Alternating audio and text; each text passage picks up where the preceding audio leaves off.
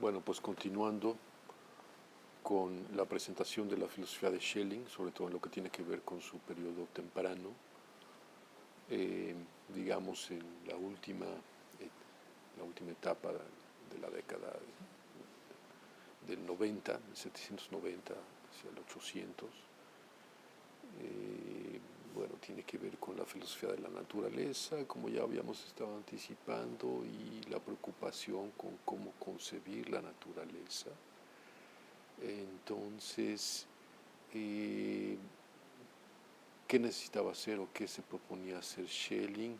Por un lado, Schelling reconocía que Kant había cambiado de manera quizá irrevocable el estatus de la naturaleza en la filosofía moderna, pero quería, por supuesto, Schelling evitar algunas de las que pensaba eran las consecuencias más problemáticas de la teoría kantiana. Recuerden, ¿no? Brevemente, la crítica a la razón pura, la naturaleza se concibe ahí como, digamos, natura formaliter. Grosso modo, la naturaleza es el conjunto de los fenómenos o el conjunto de los objetos, digámoslo así, espacialmente y temporalmente ordenados mediante leyes necesarias, conectados mediante leyes necesarias. Estas leyes, ¿no?, que conectan a los fenómenos, ¿no?, a los particulares en el espacio y tiempo, tal y como lo está leyendo Schelling, Kant diría que estas leyes las podemos conocer o son accesibles para nosotros porque el conocimiento, recuerden, depende de que el sujeto involucre las formas del pensamiento, necesarias del pensamiento, o las categorías, ¿no?, los conceptos puros del entendimiento, que los involucre para elaborar lo que percibe, ¿no?, lo que intuye. Entonces, justamente este problema lleva a cómo es que el sujeto podría caber en una naturaleza concebida en términos deterministas, dado que el sujeto tiene la habilidad de conocer, y esa habilidad de conocer se explica por su condición espontánea o por su capacidad espontánea, nacida de sí misma, para juzgar categorialmente. Entonces, esta es la idea de espontaneidad y de receptividad conectada con una concepción, digamos, determinista y mecanicista de la naturaleza. Entonces, tal y como lo está leyendo Schelling, insisto, Kant responde a este dilema separando el territorio sensible de la naturaleza como, digamos, el mundo fenoménico que está sujeto a leyes, separando esto respecto de el territorio inteligible en el que el sujeto se autodetermina, ¿no?, de manera tanto cognitiva como práctica o ética. Sin embargo, esto es como lo está leyendo Schelling, insisto, si el sujeto es parte de la naturaleza, entonces parece que no hay una manera de explicar cómo es que una naturaleza que solo puede conocer deterministamente puede hacer surgir o producir un sujeto que parece trascender el determinismo en sus quehaceres epistémicos y éticos o prácticos. Kant mismo, en la Crítica del Juicio, como recordarán, de 1790, trata de establecer un puente entre estos dos abismos, entre estos dos grandes cimas, ¿no?, para cruzar el abismo. Por un lado la necesidad y por otro lado la espontaneidad del sujeto, la necesidad de la naturaleza y la espontaneidad del sujeto. Y lo hizo en la crítica del juicio Kant, sugiriendo que la naturaleza misma podía verse más que en términos formales como un territorio donde se producen organismos autodeterminados y en el que la naturaleza puede dar lugar a un placer estético desinteresado en quien contempla sus formas. A pesar de la crítica al juicio, sin embargo, los problemas esenciales siguen ahí. El primero, Kant no dio ninguna explicación del origen o la génesis del sujeto que trasciende a la naturaleza y que se trasciende a sí mismo como un trozo o una parte o un fragmento de la naturaleza determinada. Otro problema, el segundo problema, pues que no se ve bien cómo se puede cruzar ese puente, si es que hay un puente, entre la naturaleza y la libertad. Que no está claro cómo es que la naturaleza puede convivir con la libertad, a pesar de la solución salomónica que, recuerden, da Kant en la tercera antinomia de la crítica de la razón pura. Entonces hay dos maneras de salir del dualismo kantiano que están disponibles en estos momentos a partir de la propia incepción de la crítica de la razón pura. Una que tiene que ver con la distinción entre fenómenos y cosas en sí mismas, y otra que tiene que ver con, digamos, la idea más de tipo monista, no de tipo dualista, sino de tipo monista, en donde, digamos, hay un potencial para subjetivar la naturaleza o para ver que al mismo tiempo que la naturaleza puede verse como una concatenación cerrada de leyes, digámoslo así, la naturaleza también puede verse como productora o como inherentemente subjetiva. Veremos un poco más de esto, ¿no? No puedo detenerme demasiado, desgraciadamente, en cada uno de estos puntos, pero digamos que una de las vías que queda ante la primera alternativa es simplemente rechazar la cosa en sí misma, rechazar la teoría de la cosa en sí misma.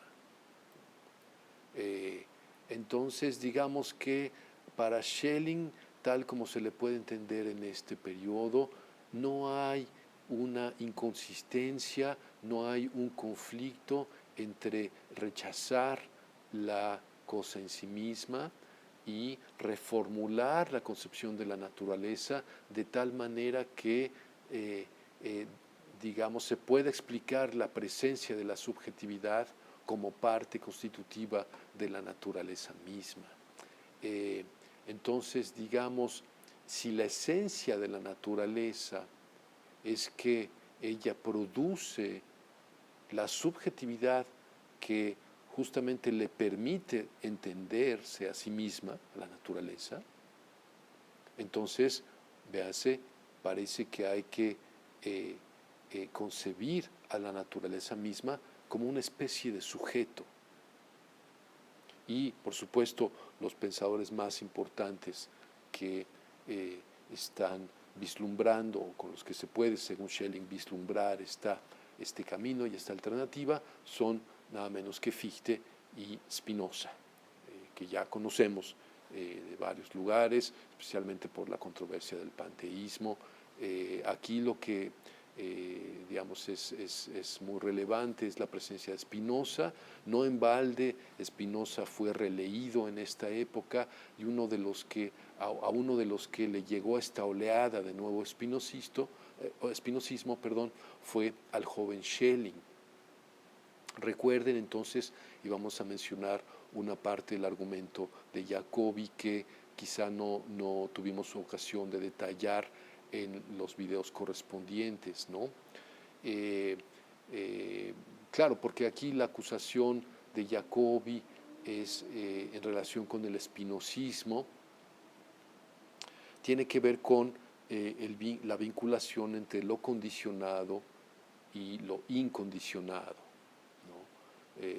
Digamos, la relación entre Dios como el fundamento del cual las leyes de la naturaleza son una consecuencia, por un lado, y las cadenas conectadas de leyes deterministas naturales. Entonces, sí, ¿no? Lo incondicionado y lo condicionado. Entonces, Kant es de los que dice que la explicación del conocimiento, ¿no? Yace o radica en encontrar la condición para un determinado hecho u objeto. Pero la pregunta de Jacobi y el cuestionamiento radical de Jacobi es cómo es que encontrar la condición de una cosa puede fundamentar su explicación, puesto que cada explicación en un proceso regresivo lleva a una condición previa que a su vez depende de otra condición previa ad infinitum. Y es en virtud de este tipo de razonamiento que concluye Jacobi que cualquier sistema filosófico que pudiera fundamentar la explicación de una parte de la naturaleza lleva necesariamente a descubrir las condiciones de lo incondicionado. Y esto le parece que a Jacobi que no deja otra alternativa más que un salto, digámoslo así, de fe, un salto teológico de fe. Porque si no, la inteligibilidad del mundo se ve amenazada como si fuera una mera ilusión y no hay nada de lo que asirse. Esta es la sensación quizá de nihilismo, más como una sensación que como una teoría elaborada que Jacobi no se cansa en denunciar. Kant tiene una solución a esto diciendo, bueno, distingamos entre fenómenos y cosas en sí mismas y entonces vamos a poder decir que no hay contradicción entre buscar la condición de la condición y exigir la búsqueda de lo incondicionado, ¿no? Entonces esta introducción de las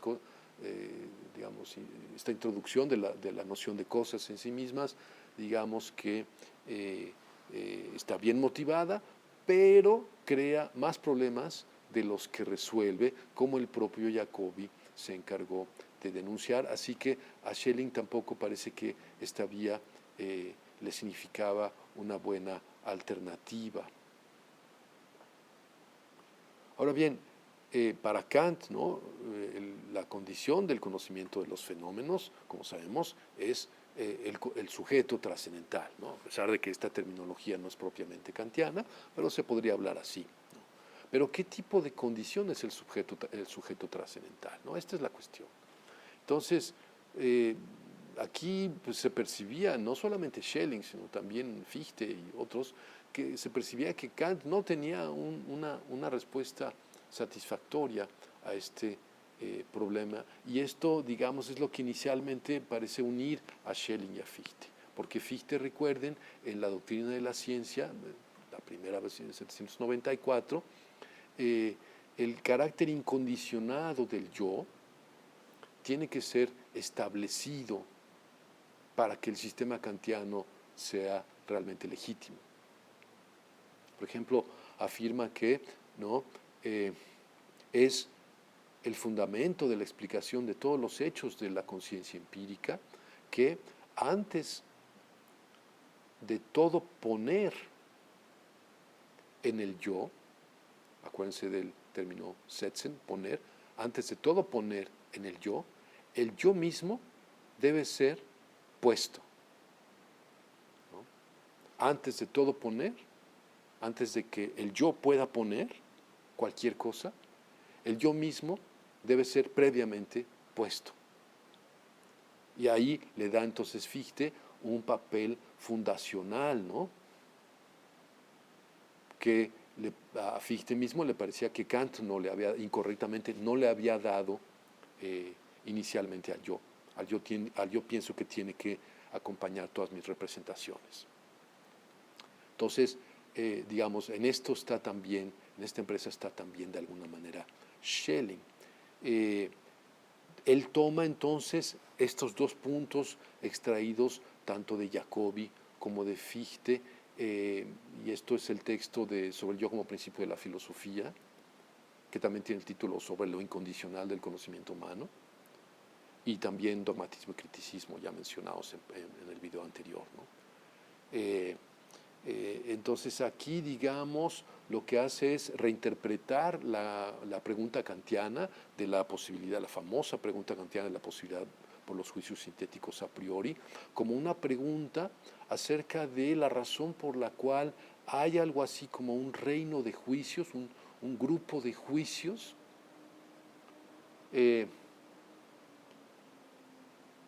que expresan, digámoslo así,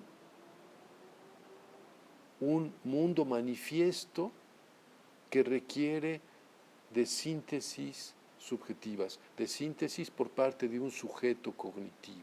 ¿Por qué? ¿Por qué se necesita esto?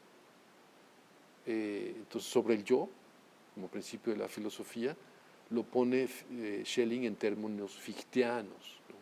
Y dice, ¿cómo es que el yo absoluto se externaliza a sí mismo y opone el no yo ante sí mismo, ¿no? Este es el problema de la, digamos, otredad, o el problema de la externalización, de la autoexternalización. Entonces, lo que mantiene es que la condición del conocimiento, el ponerse del yo, el poner del yo de lo que es opuesto a él o al yo, debe tener un estatus diferente que el estatus de lo determinado que ese mismo yo pone. Y la frase que captura esto es la siguiente: nunca puede ser, pues, nada puede ser puesto como una cosa, nada puede ponerse como una cosa, es decir, como una cosa absoluta o incondicionada.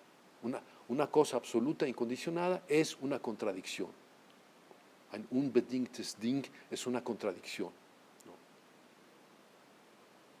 Entonces, nada se pone a sí mismo o a sí misma como una cosa.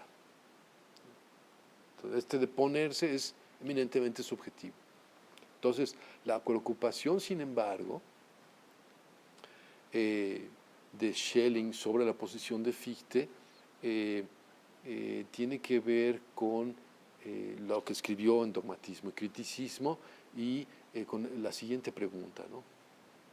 ¿Cómo es que yo salgo del absoluto, el yo, y me muevo y puedo moverme hacia algo opuesto? Entgegengesetztes, auf ein entgegengesetztes, hacia algo opuesto. Entonces, este problema lo había confrontado también su camarada, el camarada de Schelling, Hölderlin, ¿no? Que ya mencionamos al inicio, digamos, y en el contexto también de la formulación de Jacobi del problema de lo incondicionado.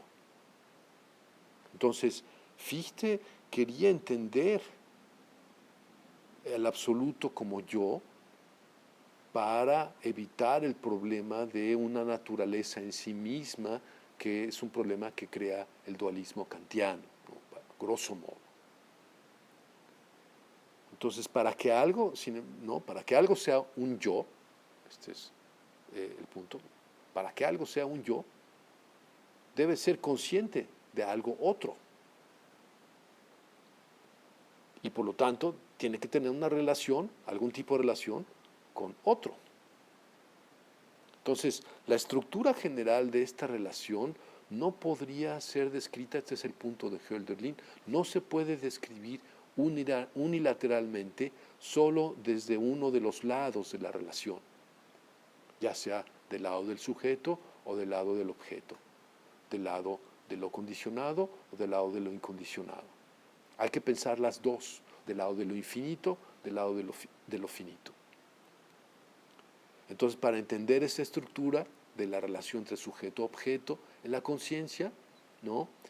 Hay que colocarse, digamos, hay que pensar que esa distinción, esa relación misma está fundamentada o tiene su fundamento en un todo, en una totalidad de la cual el sujeto y objeto no son más que partes, ¿no? Y esa totalidad la llama Hölderlin ser. Por eso en su texto Juicio y Ser, ¿no? Esta es la totalidad que corta el juicio, por ponerlo de alguna manera, ¿no? Entonces esto va a ser importante también en este periodo para Schelling en particular.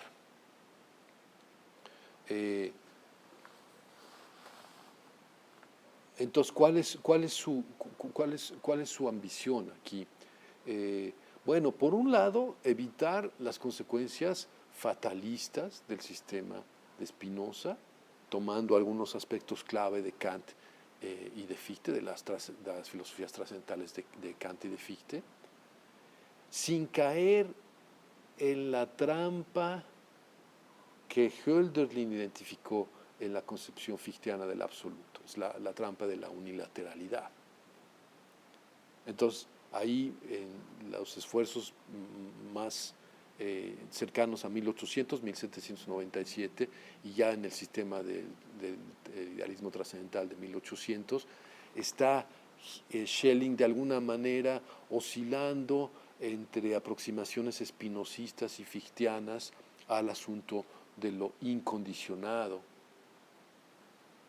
Entonces la división entre la naturaleza que aparece y la naturaleza en sí misma, la naturaleza fenoménica y la naturaleza en sí misma, esta distinción se ve como resultado del hecho de que la naturaleza acerca de la cual se teorizan los juicios cognitivos se objetifica, se vuelve objeto en oposición a un sujeto que conoce.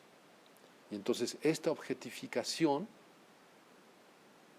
que es el resultado de la búsqueda científica de leyes más o menos permanente, no puede explicar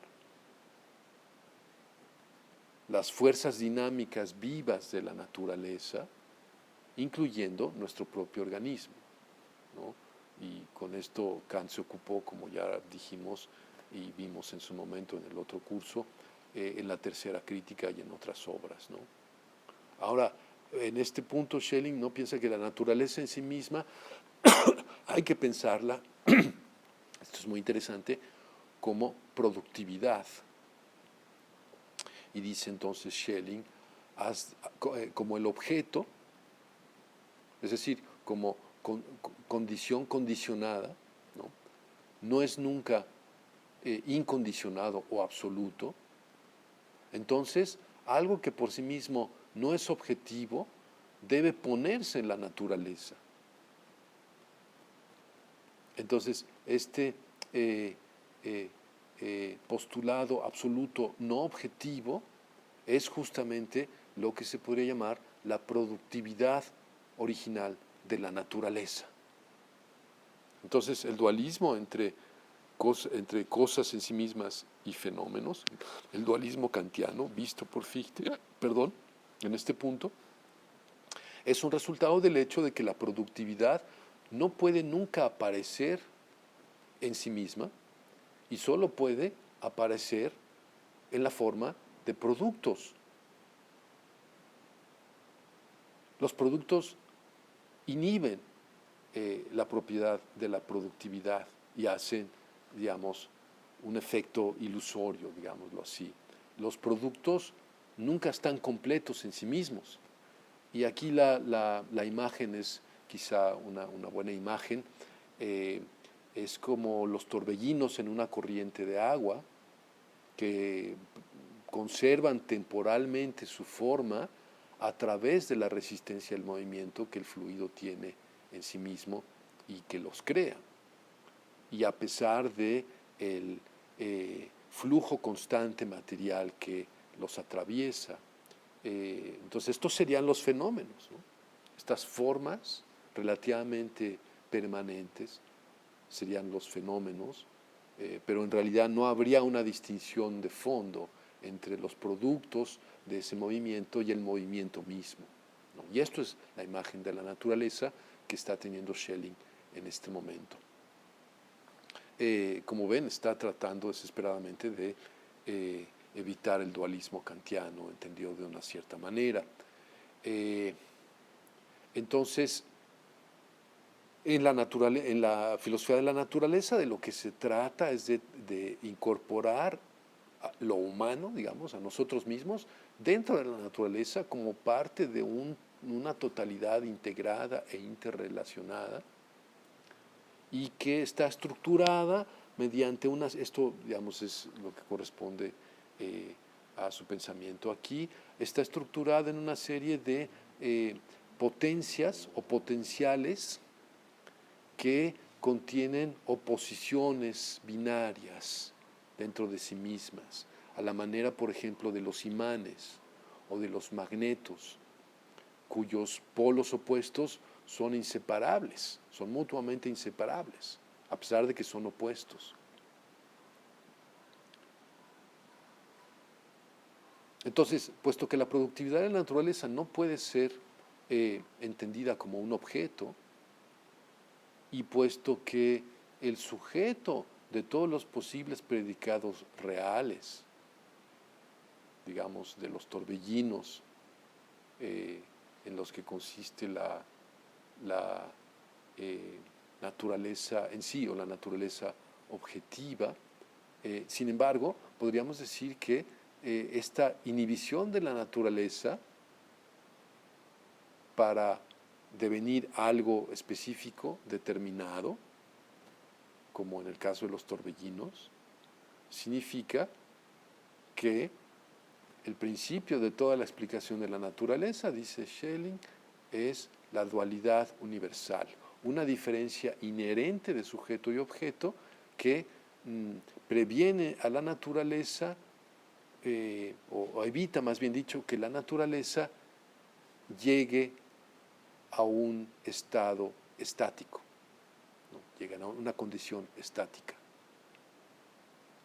Al mismo tiempo, entonces, esta diferencia de sujeto y objeto debe estar fundamentada en una identidad que los ata, que los mantiene juntos. De otra manera, sobrevendrían todos los problemas que se quieren evitar, los del dualismo. Entonces, esto es complicado, pero es un gesto, es un movimiento muy importante dentro del idealismo alemán, podríamos decir, porque aquí Schelling lo que hace es equiparar la idea de la naturaleza como un sujeto productivo, digamos, como un sujeto absoluto productivo, cuyos predicados aparecen en la naturaleza tal y como se ve, la naturaleza manifiesta, digámoslo así, equiparar esta idea de la naturaleza como sujeto con la espontaneidad del sujeto pensante. Esto es un gesto muy importante para el idealismo alemán. Este sujeto pensante, ¿no?, desde Kant, que es la condición de la síntesis que se requiere para la objetividad, ¿no?, y por lo tanto para la predicación de juicios. Entonces, esto es el problema de cómo estas dos grandes nociones son lo mismo, y de ahí viene entonces lo que llaman también el sistema del idealismo trascendental, y es, digamos, lo que también se llamó el sistema de la identidad. Entonces, sistema del idealismo trascendental, ¿cómo es que emerge el sujeto pensante de la naturaleza y cómo es que emerge ese sujeto en términos de un yo absoluto que llega a conocerse a sí mismo retrospectivamente en lo que Schelling llama la historia de la autoconciencia y que forma bueno, el material de lo que llama el sistema del idealismo trascendental. Entonces, lo que hace el sistema es relatar o recapitular la historia de la cual el sujeto trascendental es un resultado. Esto es importante porque una versión de este argumento y de este modelo argumental es el que Hegel adopta nada menos que en la fenomenología del espíritu, en esta llamada ciencia de la experiencia de la conciencia, como la llama Hegel. Entonces esto es sumamente importante. Ahora, algo que no suele mencionarse, pero que hay que mencionar, es que en esta concepción, en esta nueva concepción de la naturaleza y en esta, digamos, noción de historia, de la autoconciencia, hay una parte que escapa a lo conceptual, o sea, hay una dificultad conceptual, una imposibilidad para el acceso conceptual a esta parte de lo natural, ¿no? Es decir, que la idea es que el pensamiento está atravesado por fuerzas que no son de ninguna manera transparentes al pensamiento, y este tipo de, digamos, descubrimientos por parte de Fichte se ha dicho que prefiguran algunas de las tesis centrales de el psicoanálisis tal y como lo presentó Sigmund Freud, más o menos un siglo después de esto. Entonces esa es la pregunta, ¿no? ¿Cómo podemos acceder ¿no? mediante el pensamiento a lo que no es objeto de conciencia?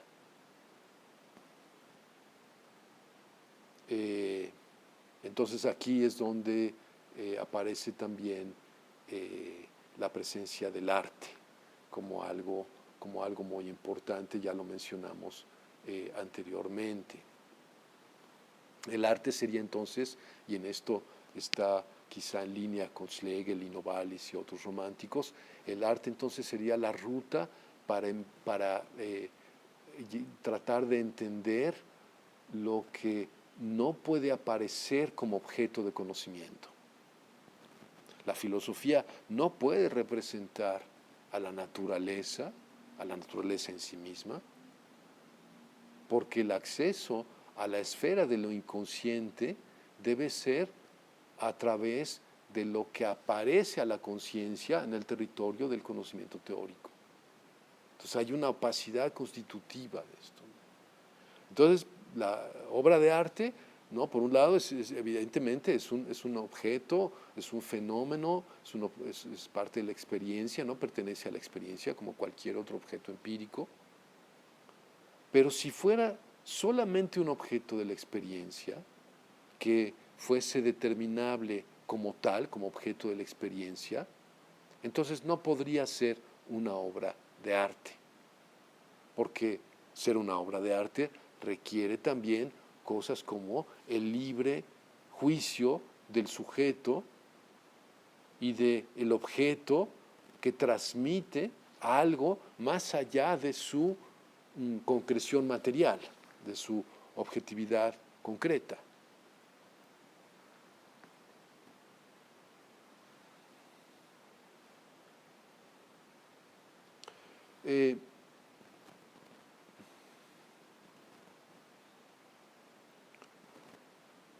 Aquí lo que trata Schelling de aportar al debate, digamos, tratando de responder intelectualmente a los planteamientos de Jacobi y de Fichte, es que hay que entender esta idea mencionada sobre la opacidad de eh, la opacidad final de la naturaleza en conformidad con esta interrelación entre lo consciente y lo inconsciente. Entonces, en otros términos, la realidad no puede ser capturada en una representación de lo objetivo por lo subjetivo. Esto es lo que esto es muy importante. Entonces, en el sistema del egoísmo trascendental, la naturaleza comienza inconscientemente y termina en digamos, en la cognición científica y filosófica plenamente consciente.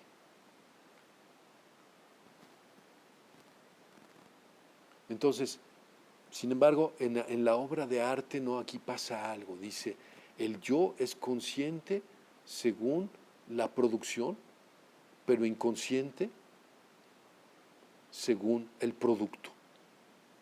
Consciente según la producción, pero inconsciente según el producto. El producto no se puede entender a través de las intenciones, las supuestas o pretendidas o atribuidas intenciones de su creador, porque esto significaría que se convierte en un objeto, meramente en un objeto condicionado. Algo, digamos, que acaece o comienza a ser como producto de la aplicación de una regla preexistente. Y no sería realmente arte en ese caso, según Fichte. Y por eso según Schelling, y por eso piensa Schelling que el arte es el único y eterno órgano y documento de la filosofía, el cual siempre y continuamente ofrece un testimonio de lo que la filosofía no puede representar externamente. Entonces aquí también se ve este asunto de debate sobre la filosofía, ¿no? La concepción sobre la propia filosofía. Las ciencias particulares solo pueden seguir una cadena de condiciones a través del principio de razón suficiente y deben determinar su objeto a través de una cadena que no tiene necesariamente un fin. En contraste, sin embargo, la obra de arte o el objeto artístico manifiesta lo que no puede ser entendido en términos de las condiciones epistémicas, porque una explicación de los materiales, de los que está hecho o de su estatus como objeto en el mundo, no constituye ninguna de estas dos al objeto como objeto artístico. Por eso, ¿no? Prefigurando también algo que quizá dijo Wittgenstein, el arte muestra lo que no puede ser dicho. Entonces la filosofía no puede representar positivamente al absoluto porque el pensamiento consciente opera desde una posición en la que, digamos, la absoluta identidad entre lo subjetivo y lo objetivo ha sido ya perdida, ¿no? Porque ya ha emergido la conciencia. Ya terminamos. Aunque Schelling nunca estuvo del todo satisfecho con su propia obra y aunque quizá ninguno de sus lectores y lectoras ha estado plenamente satisfecho con su obra, no se puede negar que Schelling logra enfrentar de una manera coherente y de una manera muy iluminadora muchísimos de los temas que van a afectuar, van a interesar y van a apasionar a la filosofía subsecuentemente, ¿no? El modelo que ofrece Schelling en su sistema del idealismo trascendental no solo impresiona porque haya puesto en el tapete la noción de historia de la autoconciencia, que sería decisiva para Hegel, sino también porque ofrece recursos más allá de Fichte para entender la relación entre el sujeto y las fuerzas, digamos, que no son las fuerzas motrices subjetivas que no son conceptualmente accesibles para el sujeto mismo. Y esta idea, ¿no? Esta idea va también a tener ecos importantes subsecuentemente en otros autores como Schopenhauer, como Nietzsche y como Freud. Bueno, pues hasta ahí.